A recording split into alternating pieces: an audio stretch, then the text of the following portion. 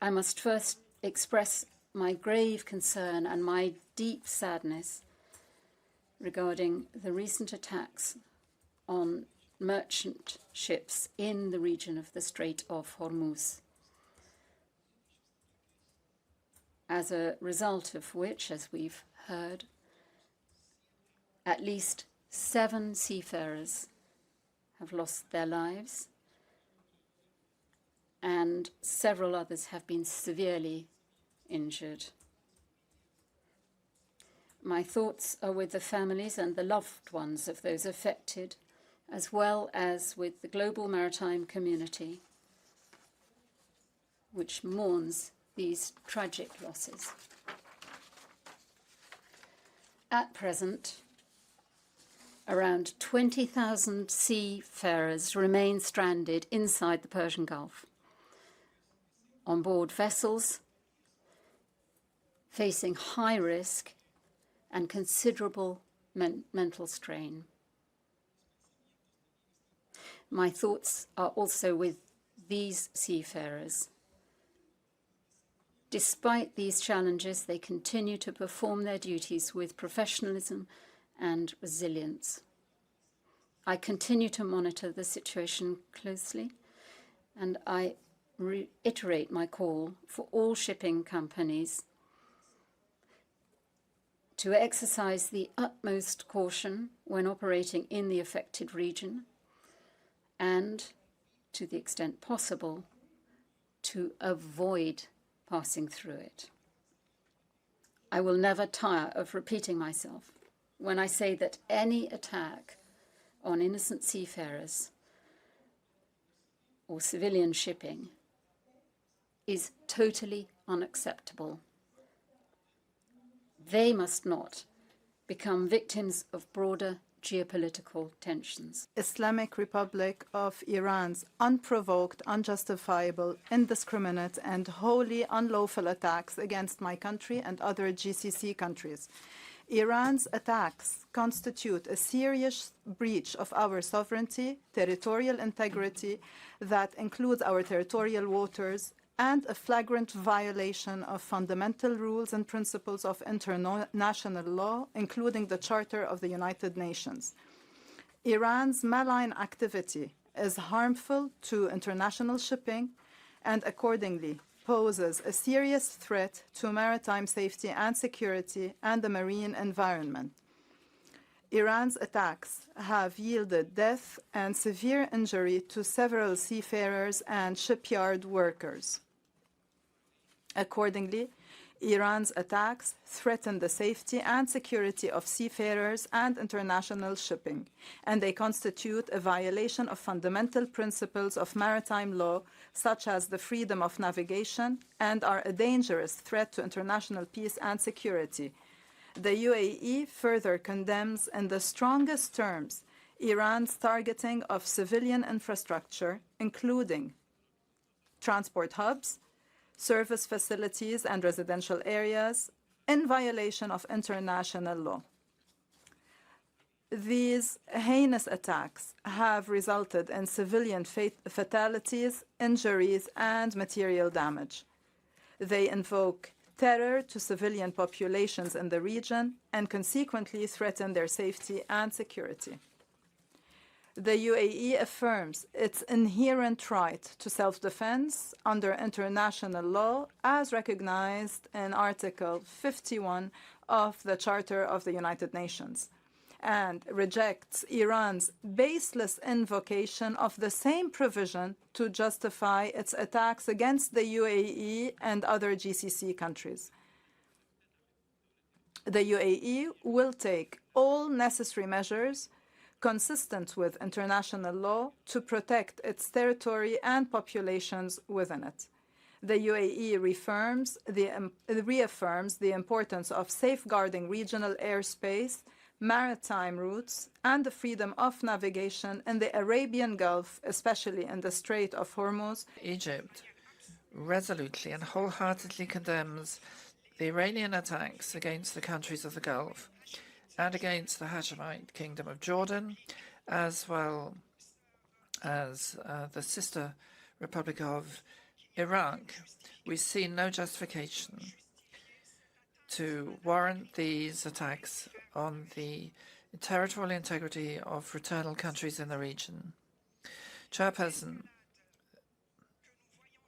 the escalation we're witnessing in the region compels us to resort to the path of diplomacy and the wisdom of dialogue to contain that escalation. Otherwise, the disastrous and dangerous consequences will continue to jeopardize peace and international stability. This delegation reiterates the Kingdom's officially declared and firm position, its unequivocal condemnation of the wrongful Iranian attacks against the Kingdom, the Gulf Cooperation Council states, and a number of Arab, Islamic, and friendly countries. These attacks are utterly unacceptable and unjustifiable under any circumstances, and the Kingdom affirms its full right to take all necessary measures to safeguard its security, sovereignty, and the safety of citizens and residents, and to deter aggression. Attacks targeting civilian infrastructure, airports, and oil facilities demonstrate nothing but a persistent intention to threaten security and stability in blatant violation of international norms and international law. The acts of aggression that have targeted commercial vessels in the region, tragically resulting in the loss of innocent seafarers' lives and injuries, are particularly alarming. And these attacks constitute a serious violation of state sovereignty, blatant breach of UN Charter and international law, a direct threat to freedom of navigation and safety of maritime routes, and a dangerous attempt to disrupt the flow of global trade and energy, including through threats to the Strait of Hormuz. China's position is consistent and clear. We call upon all parties to cease military operations so as to prevent further protraction and escalation of the situation. Only through a ceasefire, the cessation of hostilities, and the easing of regional tensions can be effective and viable solution to the security of the Strait of Hormuz be achieved. The facts once again demonstrate that the international system with the United Nations at its core, the international order based on international law, and the basic norms governing international relations founded on the purpose and principle of the Charter of the United Nations must be fully respected. The Strait of Hormuz and its adjacent waters constitute a vital corridor for international trade of goods and energy. Maintaining security and stability of this region is of great importance for ensuring the stability and smooth functioning of global supply chains and for promoting the development of international trade, which is in the common interest of the international community. The United States also thanks the 8 countries that co-sponsored the convening of this important session. For decades, the Iranian regime has threatened international stability, to include, of course, efforts to jeopardize the safety of the international shipping routes upon which the world depends. Iran-backed actors have, over the years, fired on U.S. commercial ships in the Bab al-Mandab Strait, Gulf of Aden, and surrounding regions.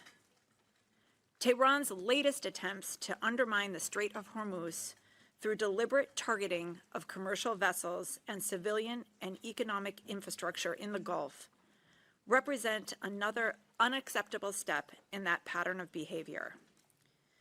These actions demonstrate a lack of respect for international law and are at odds with the principles of international peace and security and international trade cooperation. The international community should respond to this global threat with one unified voice. We must push back against the cynical actions of a regime that seeks to sow economic and geopolitical instability as a strategy for political self-preservation. We should not allow a country to attempt to degrade the well-being of civilians around the world through leveraging a critical international waterway. Our concern relates to the procedural basis on which the present extraordinary session has been convened and is now being asked to proceed.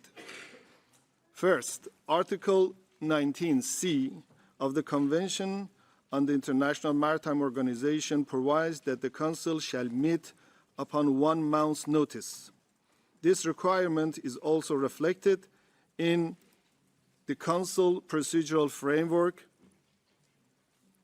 In the same vein, the Rule 15 of the Rules of the Procedure provides that the provisional agenda and the supporting documentation should be normally be circulated at least 1 month prior to the session. The Council's established methods of work further reflects the same principle, namely that the members should be given sufficient time to examine documentation, consult capitals and administrations, and prepare informed positions. These requirements are not mere formalities. They constitute essential safeguards of the transparency, equal participation, and orderly conduct of the Council's work.